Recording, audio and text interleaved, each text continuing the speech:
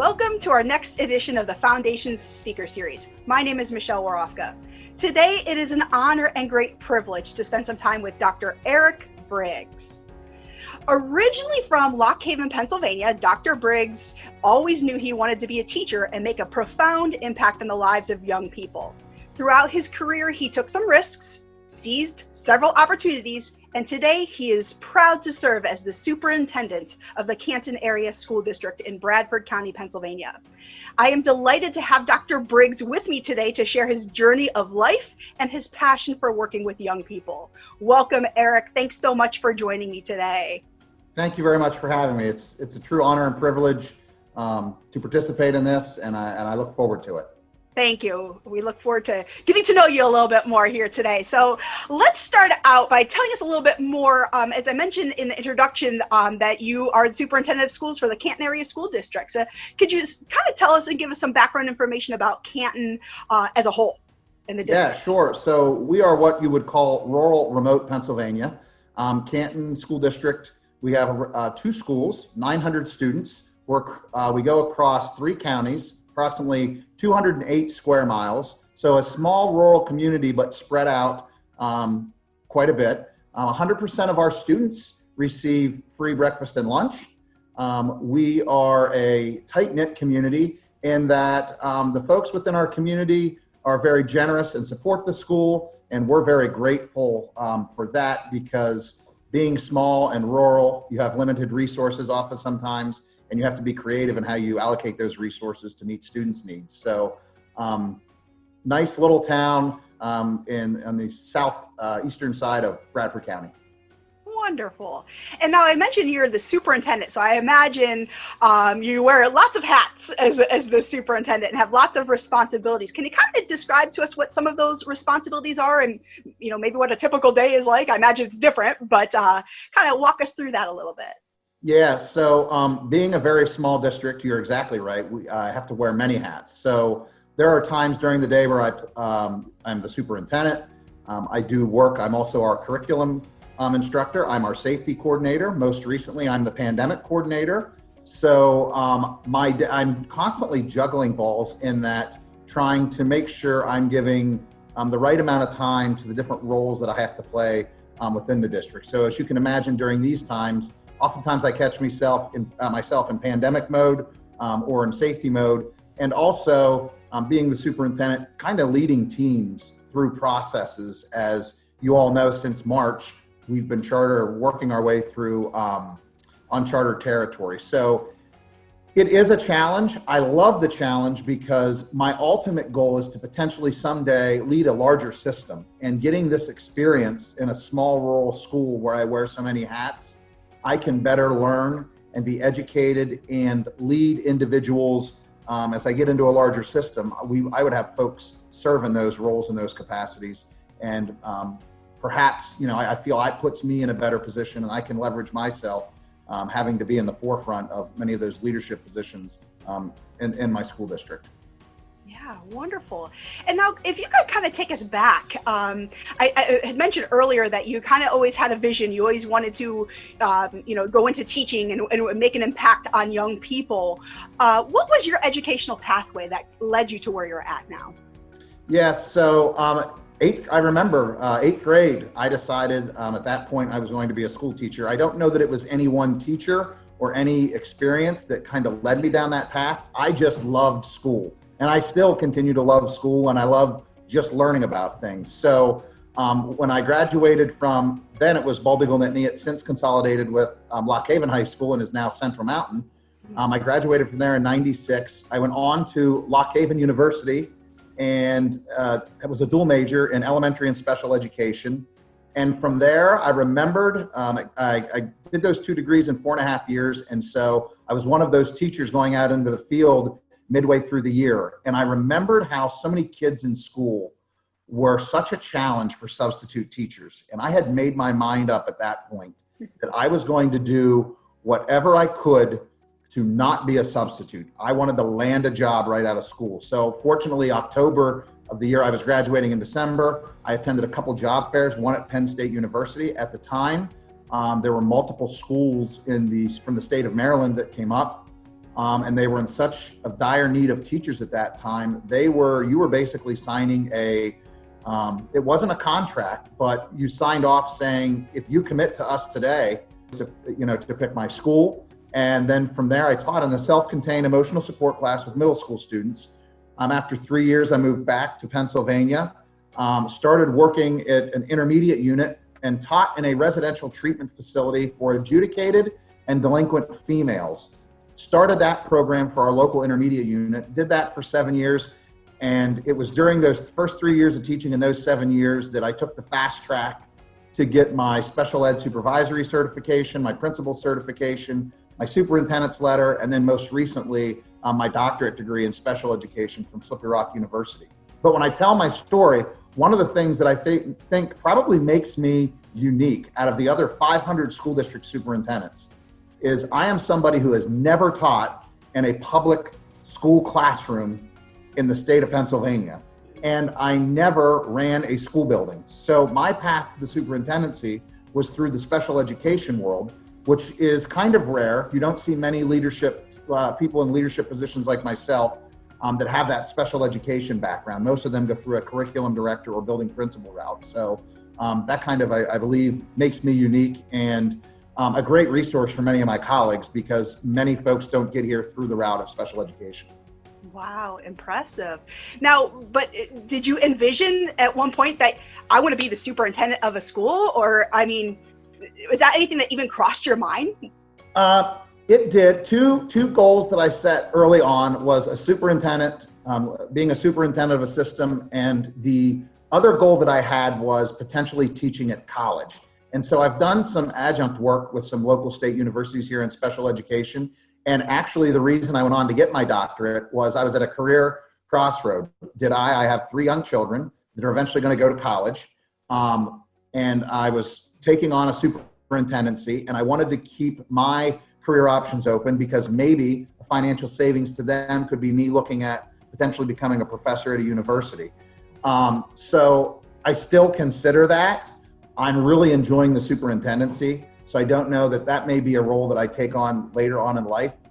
But I always like to keep my career options open, and I always want to have multiple pathways. So if, I come to a dead end in one area, I can make a left turn and move down a different career path moving forward. So I always aspired to be a leader, and I think I have some skills and characteristics that I didn't realize that I had that make me a good leader until others, as I've worked my way in different systems, shared with me some of the strengths that I had that prepared me for the position.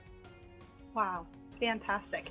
And now you clearly love, you're so passionate about your role as a superintendent and leading your district. What is it that you enjoy most about your job? The challenges. Okay. I love the fact that I get up every morning and I don't know what I'm going to get into on that day. And I think part of what motivates me is conquering challenges and figuring out how, when I come to an obstacle, it's not that we can't do this, it's how do we overcome this and what strategies and things do we use to get around this obstacle to reach whatever that end goal is. So I would say my biggest motivator is answering challenges and leading people in problem-solving situations.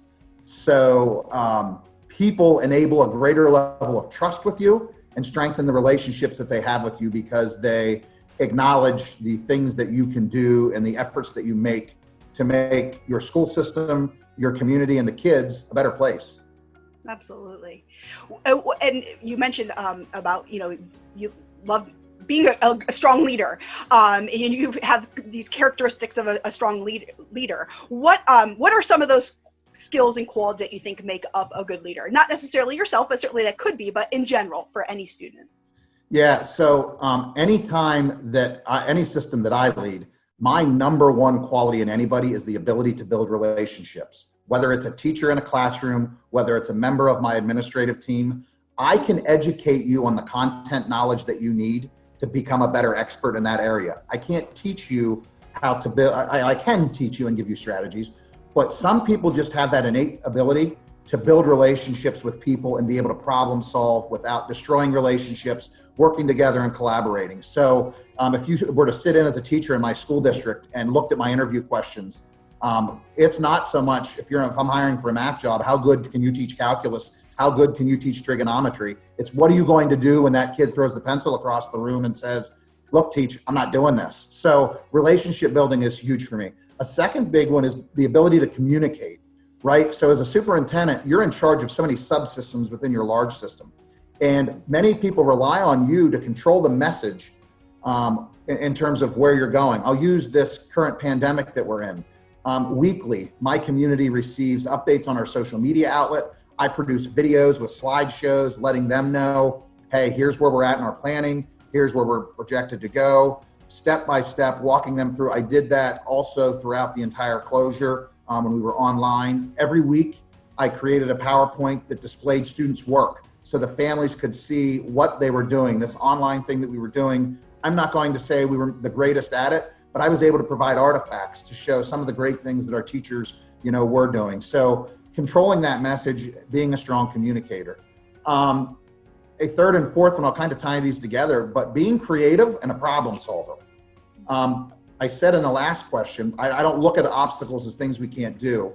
I look at obstacles as challenges we have to overcome. And so you need to be willing and able to problem solve and think outside the box. Just this morning, I'm not working today, but I got a call from another superintendent. They had heard, and this is a very simple level, but everybody right now is considering plexiglass and different aspects of their school buildings. And with the help of my business manager, we were trying to solve the lunch line issue, right? If we're going to bring kids into our class or into our cafeteria, how do we keep our students and lunch folks safe? And so many folks are going out and purchasing this plexiglass. It's very expensive. We then came across the idea we can probably achieve the same results if we could create a clear shower curtain system. It would serve the same thing. It's literally 10% of the cost of the plexiglass. It may not be the most fashionable, but our goal is health and safety. It'll achieve the same thing that the plexiglass will do. And in turn, I feel we're doing a great job being considerate of our taxpayers' dollars in terms of how we're making kids healthy and safely. So again, just an example of how we problem solve and use creativity to come up with even the smallest solutions. Love it. And now somebody who might be looking to go into education at whatever level, whether it be a teacher or work their way up the ladder to be a superintendent, some tips and advice for those students that might help to make them stand out among the crowd. Yeah, so a big thing on top of the relationship building, which I hit on in the last question, a big thing that I would offer is teaching is not a 180-day job. It's not an 8 a.m. till 3 o'clock in the afternoon job.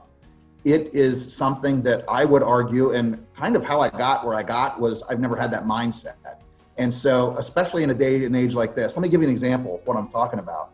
So there's the potential that we may have to look at a way that we can provide education during this time in the fall online, okay? Now, I have given my teachers some days to prepare. We're using Google as our platform. So I've given them days to prepare lessons that they could potentially be able to turn virtually in the fall, okay? A concern I have as a leader is that oftentimes a perspective that a teacher or a teacher's union could take is that you didn't allow me the time to prepare these lessons, right? While that is a legitimate concern, if I was a member of that group, I acknowledge that I have a level of professional responsibility. And if I would turn my hat around as the new teacher, I would be taking the foresight this summer and figuring out, okay, I know what the tool is. I've already built my content repository for face-to-face instruction. How do I take that and flip it online, right? If you have an 8 to 4, I don't work summer mentality, you're not going to be able to accomplish that task. And quite honestly, you can put me in a position as a leader where I have to give you that time. That may cost me 5, 6, 7 school days with students because I've not given you the time to work outside of the required hours that I asked you to work. So having that mindset of knowing that it's more than just me teaching in the classroom, knowing that it's more than the 180 days that you're, or 90 days, whatever the contract is, and being flexible to meet those needs. And I can tell you, I find in my system, a large percentage of the teachers fit the mold that I talked to you about, because quite honestly, when I go to hire them, I'm in my 4th year there, and I've brought on approximately, we have 72 teachers. I've hired about 10. They are things that I look for in those 10 teachers, that I bring into the classroom. So. Wow. Yeah. Now, and kind of take a little bit of a turn here. I know that you're a firm believer in educational programs outside of the school. Opportunities like one of our foundation's programming, Pennsylvania Free Enterprise Week. And I bring that up because, if I may say, Dr. Briggs, you are actually an alum of Pennsylvania Free Enterprise Week. You actually attended that program when you were in high school just a couple of years ago. But now, kind of fast forward ahead, now many years later, you continue to be such a passionate supporter for Pennsylvania Free Enterprise Week, and you encourage students within Canton Area School District to participate. I know you let me come in and present the opportunity to your students each year, which we thank you for that wonderful support. And actually, your daughter was going to be attending this summer. Hopefully we'll get to see her next year, but because of the pandemic, obviously we're not running our program this year. But if you could tell us, Dr. Briggs, why, well, first of all, how did your participation in PFEW impact you, and why do you think it's so important to young people to participate in it? Yeah, so 2 programs, this being number 1, Pennsylvania Free Enterprise Week when I was in high school, and another one that I participated in, the Hugh O'Brien leadership program that was in Millersville at the time, were very instrumental. And I don't quite remember, I don't know if it was something that my parents got me involved with. I think probably it was a guidance counselor said, hey, we see this skill set in you. But nonetheless, I'll never forget that week. I remember selling lawnmowers at that time. I remember some of the friendships that we made, and I stayed in touch with some of those folks after I graduated high school and went on to college, and we've since separated.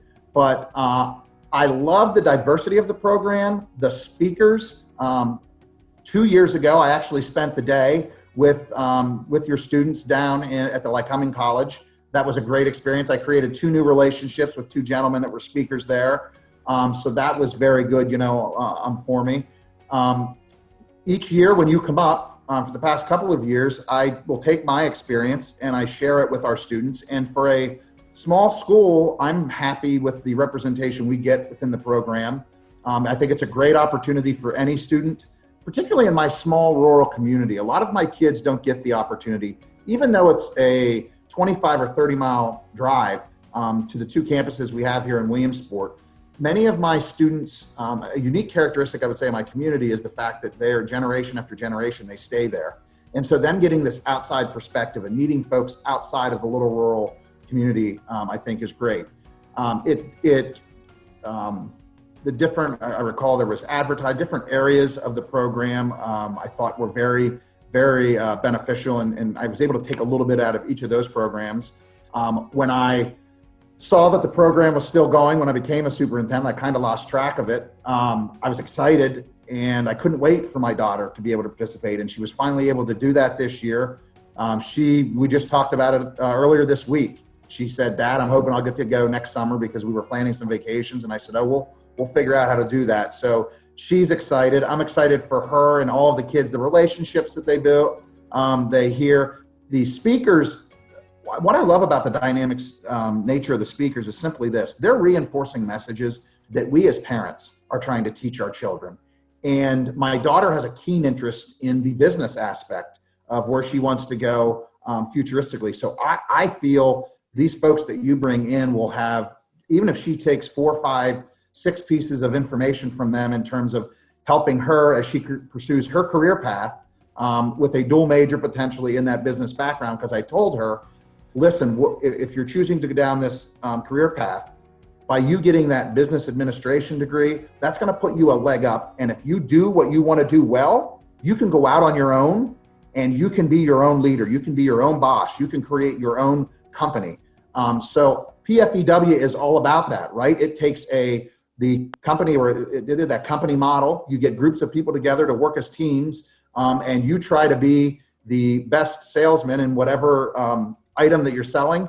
And even most importantly, I think when I was there a couple of years ago, and this probably was always the case, I just forgot, I think you guys give the winning teams stocks or something of some sort. And how cool is that as a high school student to be able to begin your journey in the stock market? Absolutely. Thank you for that. We appreciate the kind words. And most importantly, we appreciate your support of our foundation and all the programming that we do. And truly, we couldn't do it without you, Eric, and with all of our many school partners out there. So thank you for your support. And that's unfortunately, sadly, wraps up our time here together. But again, I want to thank you for taking the time out of your busy day to join me. We thank you for sharing information on your life and your career and the wonderful leadership that you bring to the Canton area students, the faculty, and the community as a whole. And Eric, it's been an honor and pleasure to spend this time with you. So thank you again. Well, and thank you. And if there's any way that I can continue to support this great program, the students of the program, in any way, please don't hesitate to reach out to me, because it's definitely a phenomenal program. And I'm glad to say that I'm an alumni, and I'm excited for my daughter to have that same experience. So keep up the great work. Thank you so much. And we look forward to meeting your daughter next summer as well. We'll get her in one way or another. We'll work it around her vacation. So, all righty. No problem. But finally, if you have any follow-up questions for Dr. Briggs, or if you'd like to connect with him directly, his contact information will follow at the conclusion. Thanks for watching.